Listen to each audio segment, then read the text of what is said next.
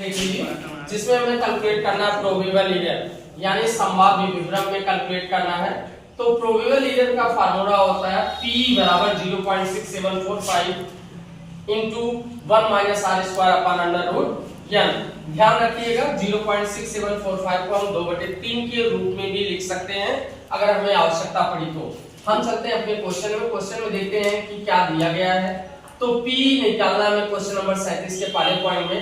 तो हमने P का फार्मूला अप्लाई किया तो फार्मूले में 0.6745 दिया, हमने उसे सेम रखा, 1 माइनस किया, r की जगह हमारे पास क्वेश्चन में 0.802 है जिसका हमने स्क्वायर किया अपॉन अंडर रूट 100 किया।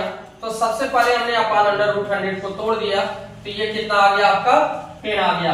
अब 1 माइनस इसका हमने स्क्वायर कर लिया तो 0.6432 हो गया। अब करना क्या है, एक में से इसको घटा देना है, हमने इसे घटा दिया, ये आ गया 0.3567। अब 0.6745 इंटू 0.3567 दोनों का आपस में मल्टीप्लाई किया गया, जितना आया उसमें 10 से भाग दे दिया गया, हमारा पीई कितना आ गया 0.0241। ये रहा आपका 37 का क्वेश्चन नंबर पहला। इसका पार्ट 2 देखते हैं।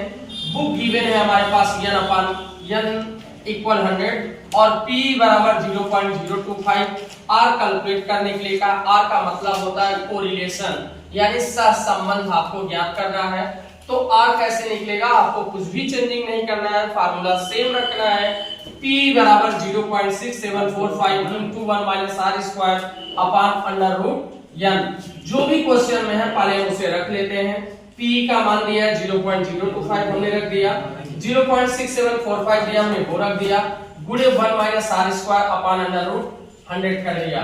ध्यान से देखिए 0.025 बराबर मैंने पहले ही बता दिया कि इसका मान 2/3 होता है, हमने इसे 2/3 कर दिया, गुणे 1 माइनस r स्क्वायर किया और अंडर रूट 100 को अंडर रूट से बाहर कर दिया तो 10 आ गया।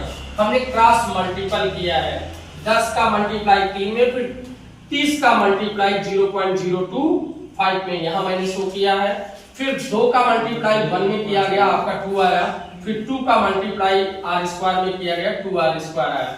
यहाँ पे पक्षांतर का रूल लगा दिया गया, 2r स्क्वायर बराबर 2 माइनस इन दोनों का आपस में गुणा किया गया 0.75 आया।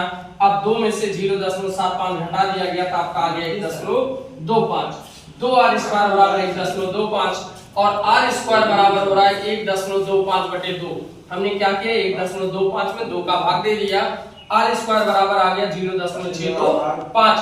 अब हमें r चाहिए तो वर्गमूल में लिया गया है, इसलिए हमने क्या किया इसका स्क्वायर रूट निकाल लिया, 0.625 का हमने स्क्वायर कर दिया तो आ गया 0.79। ये है आपका क्वेश्चन नंबर 37 का पार्ट 1 और ये है क्वेश्चन नंबर 37 का पार्ट 2।